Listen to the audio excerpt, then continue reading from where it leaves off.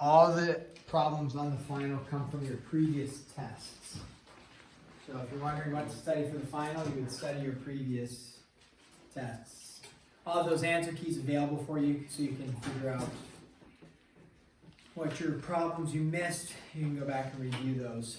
So, okay, last section here, 9.7, we have 3 little theorems. Let's go over them. And this is special segments in a circle.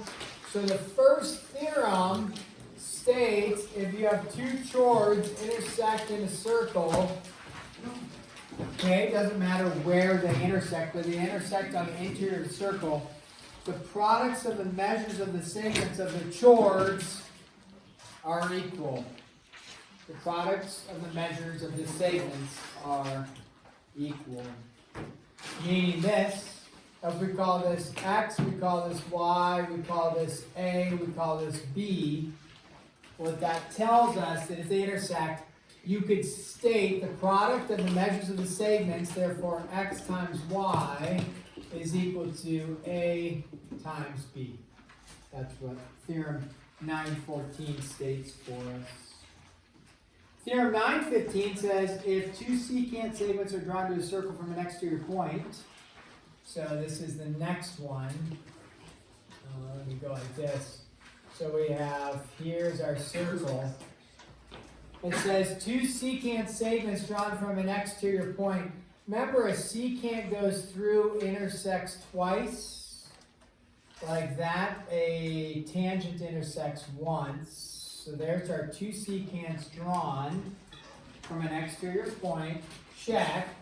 Let's read about it. It says the product of the measures of one secant segment and its external secant segment is equal to the product of the measures of the other secant segment and its external secant segment.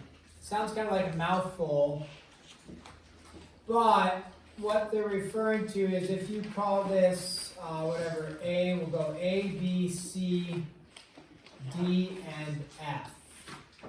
Okay? So it says the product of the measures of one secant segment and its external segment. So one secant segment would be from A to C. So it says AC times its external.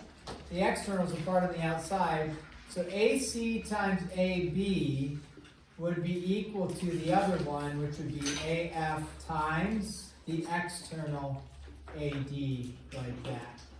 So it takes the whole thing, multiplies by its external, is equal to the whole thing multiplied by its external. Okay? So again, 2 products equal to each other, just have to know which ones. The product of the measure of the other secant and its external. The last theorem states a tangent and a secant are drawn to a circle. So here is our circle. You have a tangent.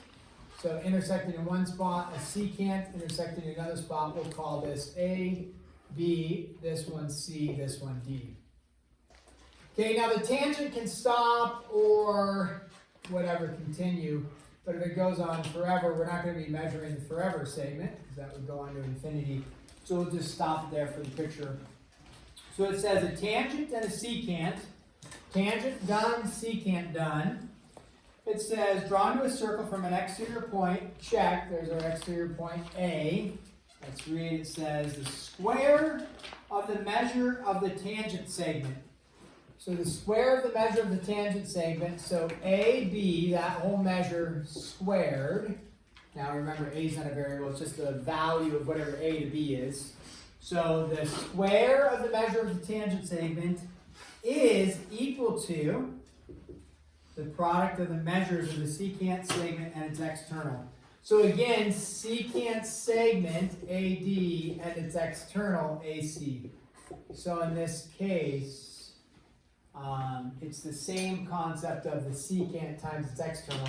But since this is a tangent, there's no external or anything, so it's just itself being squared. So those are the 3 basic theorems. So let's go ahead and solve. Just do a couple examples. Make sure we are understanding a little bit of this. if you have here, and we have this 5, 4, and we have this, and this is x. Now, again, the picture may be a little janky, a little bit off. Because you're like, well, is that a tangent or not? Well, if it looks like that, we're going to guess that from here to here is tangent, even though it looks a little rough. But, okay, so then you got to identify, what do I have going?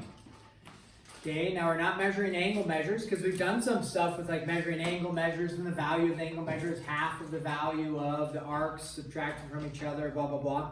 That's not what we're doing here. You're trying to find x. X is not an angle measure, it is a distance from here to here. So it's a tangent and a secant. That takes you over to a tangent and a secant. What does that state for you? We just talked about it. It says the tangent is being squared. So what's our tangent? X. So it gets squared, and it's equal to two things multiplied, right? What are the two things? The two things are the secant segment, which they don't give you. You have to do a little bit of math. What's the secant segment? 5 plus 4, right? So it's going to be 9 times the exterior. You just look at the exterior portion which they give you, which is 4. And then we solve for x by taking the square root of both sides. Technically, it would be, plus or minus, and because whenever you take the square root, you go plus or minus, so it'd be 36, which would be 6. But does a negative 6 work for us here? No, because a negative 6 length doesn't make sense, so we would only put the positive like that. So x would be equal to 6 in that case. Okay, let's take a look at this one, number 2 here. You have a circle here, and then here, and here. So you have to recognize that this is a secant and a secant. So that's good. And this is, we will go with 8 here, like that. Okay. So we have a secant and a secant drawn there. And then we take a look. We say, okay, secant and secant, what's the equation I'm going to use? The equation is secant times its external equals secant times its external. So we come over here, and we say, okay, secant, the whole thing, 21 times its external, which is 9, equals the whole thing, which would be x plus 8 times its external, which is 8. Like that. And then we would solve. You could distribute the 8 in on the outside and just make that 8x plus 64. Or you could take 21 times 9, divide it by 8, and then subtract 8 would be fine as well, right? Either one of those would work. And so I would probably recommend not dividing in, because then you're going to have to, or distribute it in, because you have to divide it anyways. So what do we get? 21 times 9 is? Is it 12 or 20? I'm sorry, 12. Thank you. Thank you. It is 12, not 21. 12 times 9, not 21 times 9. 12 times 9 is 108, right? So 108 is, no, it is 21, isn't it? Yeah, it's the full. It's the full thing. 21 times 9. So it is a 12 there, but we're talking the whole thing times the external. So 12 and 9 is 21. So it is supposed to be 21. So let's go back to that. 21 times 9 is 189, right? And then x plus 8 times 8. Again, I wouldn't distribute the 8, and I just divide both sides by the 8 there and get rid of that 8. So you get 189 divided by 8. And that's not you're gonna end up with a decimal value here. If they want it in fraction form, you just have to put it in fraction form. Most calculators are able to calculate fraction versus decimal or transfer in between. So what do we end up with? 189 divided by 8, and then subtract the 8 over. So you get 189 over 8, subtracting that 8. What's the value you get? Hey! Sorry, may I take Natalie, please? Yes. Okay, you are welcome. What do we get with that, guys? Someone's got it for us. 15 and 5/8. 15 and 5/8 if we go fraction form, great. It just depends on what they ask for. They may say fraction, they may say decimal. So 15 and 5/8 on that.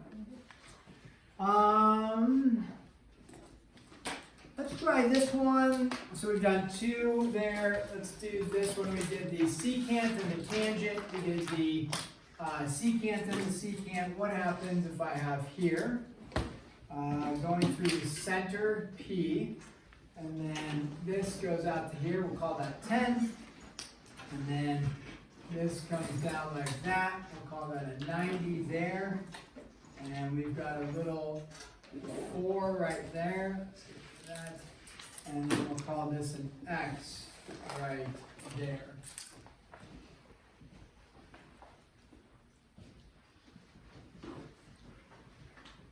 All right. So we've got a few things going on. Well, 2 of the things given to us as we look at the picture, you do have a chord and a chord, right? So that's a chord and a chord. And then, so you could appeal to looking at a chord and a chord like that. You also recognize then you're given a radius in this case, right, is 10. So there is, look at this here. This is a diameter like that. So if we wanted to, we could look at it as a chord and a chord, the formula, and see if we can follow this formula. It says the segment times the segment, right, is equal to the segment times the segment from where they intersected. So if you took this segment, like it would be from here to here times, this, so this section times this section, and then would be equal to like this section times this section is what you could also do. If we did that, what do we know? If this is a radius of 10, what do we know about this from here to here? That's going to be 10. And then what do we know from here to here? That's going to have to be what? 6. So we just analyze then that this section from there to there, maybe we'll draw it like that. That section from there to there is just 10 and 6 would be 16. And then you have a little bit more of a section which would be 4. Because if you're looking at, back to over here, the chord one, it's stating that a segment times a segment. So that's what we have. We have a 16 times a 4. We're good so far. The issue on the other side with this chord is that if we're looking at that chord and it's this segment, we have an X given to us there. Do we know anything about this length right here? What might that be, Emily? Is it also X? Yeah, it is. Why would it also be X right there? Is it because the diameter creates a 90 and so it bisected it? Yeah, so if it intersects at a 90, the radius or diameter, the definition I think says a diameter, but it could also be a radius, intersects at a 90 on a chord, then it bisects it. So yeah, perfect. It's an X and an X. So our formula states then that the 2 things multiplied together, so x squared is equal to the 2 things multiplied together, 16 times 4. And then we take the square root of that, and that ends up being 8. Technically it's plus or minus 8, but a quick analysis states negative 8 is a no-go for us. Okay, let's pause there and work on homework. Again, we'll review tomorrow and then test on Wednesday. And if you're on the tennis team, we can sort out what course of action you would like to take for that.